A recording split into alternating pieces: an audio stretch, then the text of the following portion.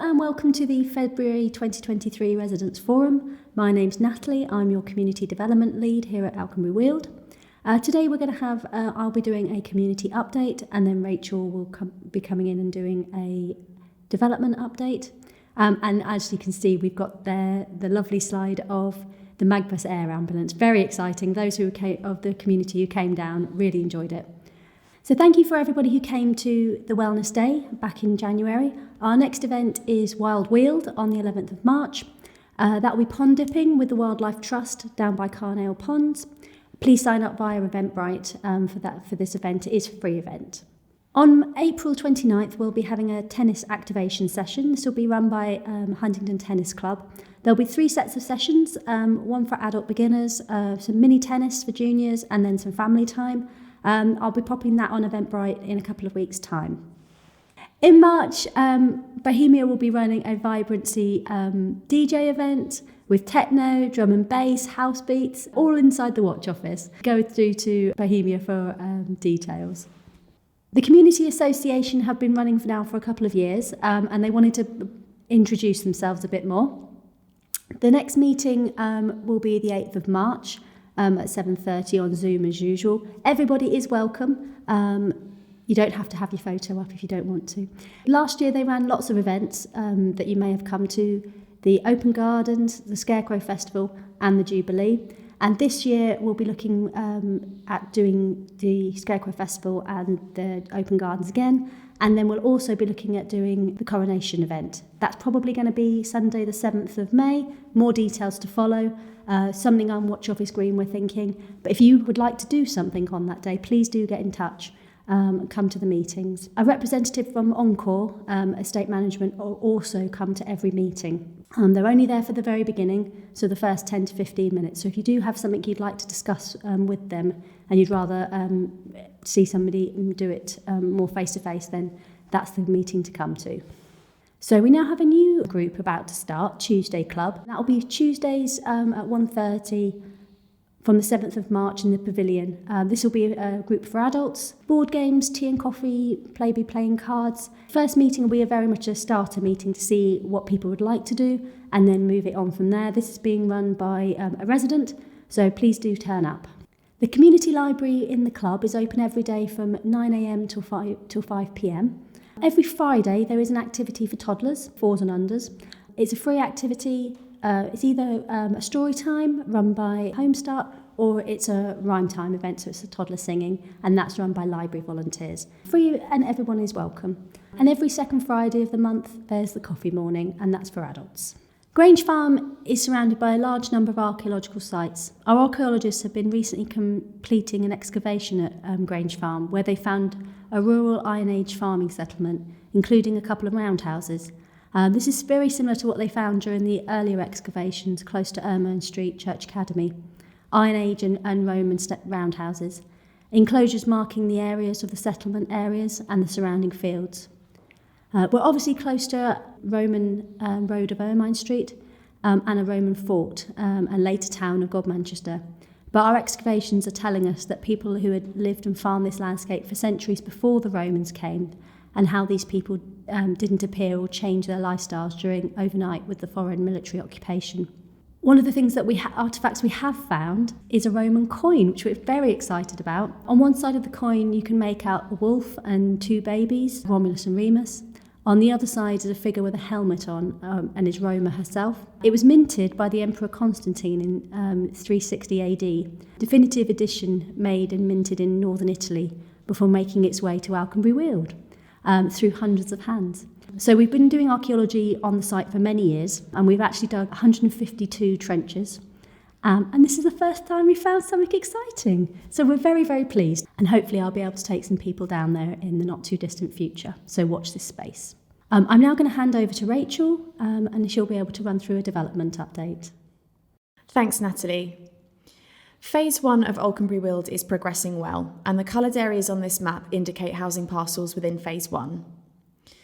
Section C, in red, is Campbell Buchanan George, who are bringing forward 62 new homes and have launched their show home last week. Section H in green will be Barratt Homes and David Wilson Homes, and they'll be bringing forward 260 homes in a mixture of apartments and houses, and they're due to start on site this summer. Section K in orange is Morris, and they're delivering a further 206 homes in the area north of their current parcel, and their new show home is now open. There is some landscaping that's due to be tidied up around that area soon, and there'll be a path formed to create access to the walking route. Section G, in the turquoise colour, is being delivered slightly differently to other parcels, as it will be bringing forward some diversity of house tenures on the development. And given the cost of living and economic challenges, the homes will provide options for people not in a position to buy right now, or who choose to rent over buying, but who can rent with a greater certainty in a nice new property where they can settle and make their home. So the homes will be market level rented, and we are working with Lovells to deliver the homes, and there will be a partner coming on board as the development progresses to market the homes and also provide ongoing support and maintenance to tenants. We've had several queries from residents asking why there have been tankers in the Swinford Road area, so we wanted to provide an update on the situation. After monitoring the foul water pump station performance last year, it was identified that there were some issues with the pump station to the east of Phase 1, and that currently services around 350 homes. Despite some remedial works carried out on the pump station so far, there are some issues persisting, so the interim solution to continue with the smooth running of the system has been to use tankers to remove waste and keep the pump station running at minimum capacity. There are no concerns that the pump station issues will affect homes. However, we do appreciate the tanker movements causing some disturbance to those nearby, so we do apologise for this. From working with engineers, we now understand a permanent fix is due to take some time to resolve. So in the meantime, we are bringing in an overpump solution, which is a more sustainable method of removing waste and will also reduce impact on residents where tankers have been moving throughout the night. The overpump solution will divert the sewage to a new pumping station, which connects to the site-wide sewage network. And the overpump system will be installed alongside the walking route in a securely fenced-off area. So we do anticipate this solution to be in place for a minimum of 6 months whilst we work on fixing the pump station and finding a permanent solution. But in that time, we do not expect any impact on residents at all. Many of you will have heard or even seen that we had a royal visit 2 weeks ago. Her Royal Highness, the Princess Royal, unveiled a cornerstone for the new building, which will be the Magpas Air Ambulance headquarters and training centre, currently midway through construction.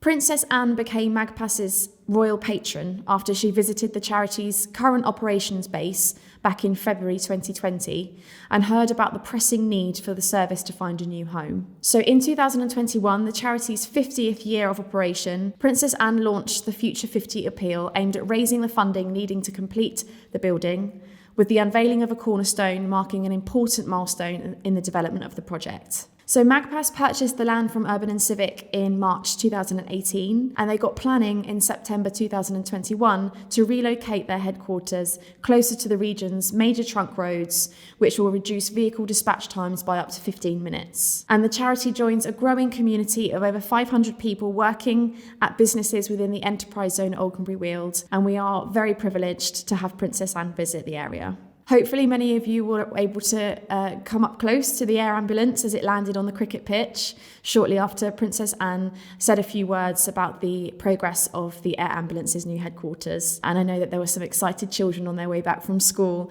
who were able to say hello to the pilots as well. You can find out more about the royal visit on our website and also by visiting Magpas's website. We're really pleased to see the new community facilities within the Glade taking shape.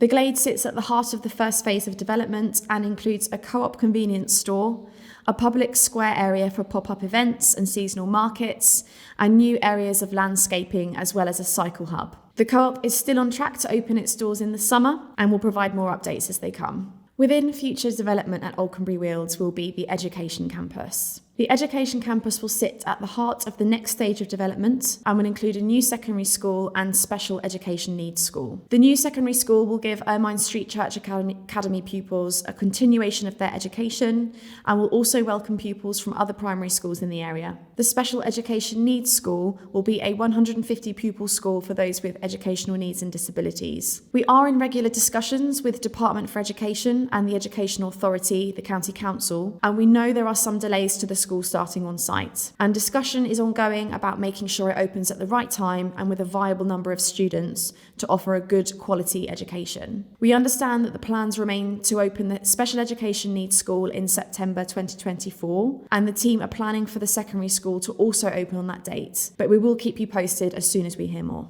The next phases of Alconbury Weald have taken a step forward, with 2 planning submissions in December, which will help enable the second and third phases of development. Following on from a process which defined the location and scale of Phase 3 in June 2022, a Phase 3 framework has now been submitted, which sets out the spatial and delivery principles around the next phase of development. Alongside the Phase 3 work, Urban and Civic have also resubmitted planning documents which enable the delivery of the country park to move forward. The country park had originally been progressing under a Section 73 application, but this resubmission of the key phase definition will enable it to come forward as the next strategic open space through a standalone phase submission. We have appointed Neen Park as our partner to help deliver design and the governance which sit behind the country park, and we will be involving residents of Alconbury Weald and neighbouring communities to help refine the design and approach to the country park. So the early submission enables the work to progress at pace and provides the framework under which the park will come forward, but all details of this are in line with the earlier submissions, and the planning documents don't mark any change to the plans, but an opportunity to progress the work that will enable us to bring the park forward sooner. There are many ways to stay up to date on what's happening across the development, but if any time you have any questions, please contact myself or Natalie.